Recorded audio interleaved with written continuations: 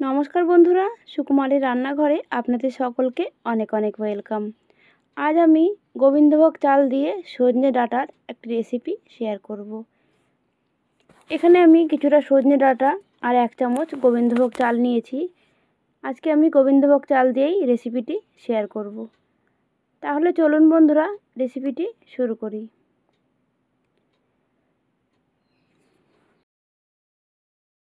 এখানে আমি 4-5টা সজনে ডাঁটা প্রায় 1 ইঞ্চি মতন করে কেটে নিয়েছি।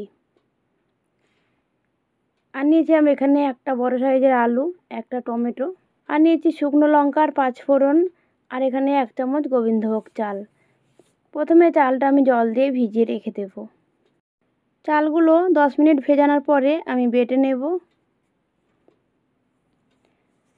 চালগুলো ভিজিয়ে সাইডে রেখে দিলাম, আর আমি এখানে গ্যাসে চাপিয়ে দিয়েছি একটা কড়াই। কড়াইটা গরম হওয়ার পরে দিয়ে দিলাম 2-3 চামচ মতন সাদা তেল। তেলটা ভালো করে গরম হয়ে গেল, তখন আমি দিয়ে দেব ফোড়ন। 1 চামচ মতন 5 ফোড়ন আর 2টো শুকনো লঙ্কা। লঙ্কা দুটো অবশ্যই ফাটিয়ে দিতে হবে। যখন ফোড়নটা ভাজা হয়ে যাবে, একটা টমেটো কুচি দিয়ে দিলাম। টমেটোর মধ্যে আমি একটু নুন দিয়ে দিলাম, যাতে টমেটোটা তাড়াতাড়ি সফট হয়ে যায়। নুন দেওয়ার পরে ভালো করে মিশিয়ে নিয়ে ঢাকা দিয়ে দেব, যাতে টমেটোটা খুব তাড়াতাড়ি নরম হয়ে যায়। 1 মিনিট পরে ঢাকাটা তুলে নিলাম। টমেটোটা কিন্তু খুব ভালোভাবে গলে গেছে। এবার খুন্তির সাহায্যে একটু টমেটোটা ভেঙে দেব।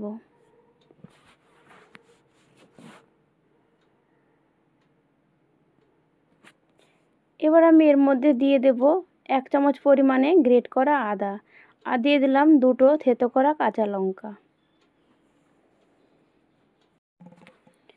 আদা আর কাঁচা লঙ্কা টমেটোর সাথে ভালোভাবে মিশিয়ে নিলাম। এবার একটু জল দিয়ে দেব, যাতে মশলা কড়াইতে লেগে না যায়।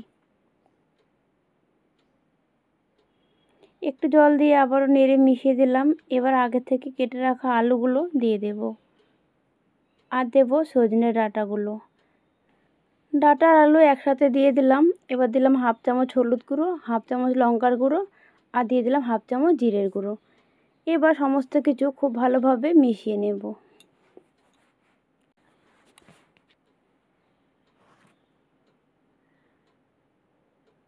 সামান্য একটু জল দিয়ে দিলাম, মশলা কড়াইতে লেগে যাচ্ছিল, তাই একটু জল দিয়েছি।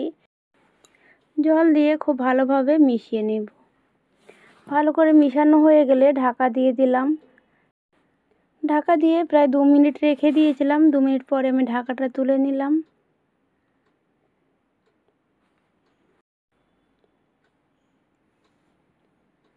ডাঁটা, আলু, মশলা সব কিছু কিন্তু ভালোভাবে কষানো হয়ে গেছে। এবার যে গোবিন্দভোগ চাল নিয়েছিলাম 1 চামচ ভিজিয়ে রেখেছিলাম, ওইটা বেটে নিয়েছি।